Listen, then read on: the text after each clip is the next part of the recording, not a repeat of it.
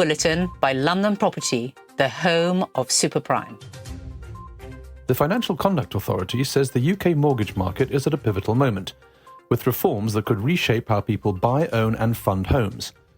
At the heart of the proposals are simpler rules, more flexibility and better use of technology. For first-time buyers, the FCA and the Prudential Regulation Authority are reviewing loan-to-income limits and responsible lending rules that could make it easier for buyers with smaller deposits to get on the ladder. Changes to interest-only and part interest-only mortgages are also being explored. There's also a big focus on later life lending. As people live longer and hold more wealth and property, the FCA expects growing demand to access housing equity in retirement. A full market study is planned for 2026, with possible changes to retirement interest-only mortgages and how advice is regulated. The regulator is also looking at holistic advice, potentially bringing together mortgages, pensions and investments, so older borrowers can make better long-term decisions. On the tech side, the FCA wants rules that support digital mortgage journeys, smoother disclosures and government plans to digitise the buying and selling process, including faster AML checks. According to industry experts at Pinsent Masons, this could be the start of a genuine transformation, making home ownership more accessible, supporting retirement planning and modernising the entire mortgage ecosystem. The message is clear, change is coming, but it will be gradual, cautious and aimed at long-term sustainability. London's 10 most expensive house sales of 2025 topped £400 million, making up around 40% of the entire superprime market. At the very top was The Holm in Regent's Park, a 40-bedroom mansion that sold for £139 million, the second most expensive residential sale ever in the UK.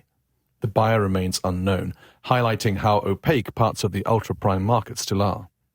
High-profile names featured heavily. George Lucas quietly bought a £40 million mansion in St John's Wood, securing a £9 million discount. Buyers also included Emirati billionaire Hossein Sajwani, venture capitalist Matt Kohler, and Tatiana de Palin from Italy's Agnelli dynasty. According to Beecham Estates, total superprime sales in 2025 reached just over £1 billion, higher than 2024 but below the 2023 peak. Around 65% of sellers were non-DOMs exiting the UK due to tax changes, many relocating to Dubai, Monaco, Milan and Geneva. They were largely replaced by American, Middle Eastern and Chinese buyers, often snapping up what agents describe as bargain London trophies, used only a few weeks a year. The message, London's ultra-prime market is smaller, sharper and increasingly international, but still very much alive. A group of UK local government pension funds has pledged more than £2 billion to the rented living sector, marking one of the biggest domestic pension moves into housing in recent years. The partnership brings together Northern LGPS and Local Pensions Partnership Investments, or LPPI. Together, they've bought the operating platform and portfolio of PRS REIT for £1.1 billion, taking the company private. That deal gives them immediate control of 5,478 single-family rental homes across England, Scotland and Wales. On top of that, they've committed a further £1 billion to grow the portfolio to around 15,000 homes over the next decade. The attraction is scale and stability. The portfolio is 98% occupied, generates around £67 million a year in rent, and has seen 9% like-for-like rental growth. Average rents are about £1,115 a month, with many tenants on middle or lower incomes, reinforcing its role in addressing housing affordability. According to LPPI, the strategy is long-term and disciplined, expanding geographically beyond the North and Midlands and investing across the wider rented living spectrum, from single-family housing to multi-family build-to-rent. The bigger message is this: UK pension funds are no longer just passive holders of property. By pooling capital, they're stepping in at scale to tackle the shortage of quality rental housing, while securing stable, inflation-linked income for pension members. It's a strong signal that rented living has become a core institutional asset class in the UK.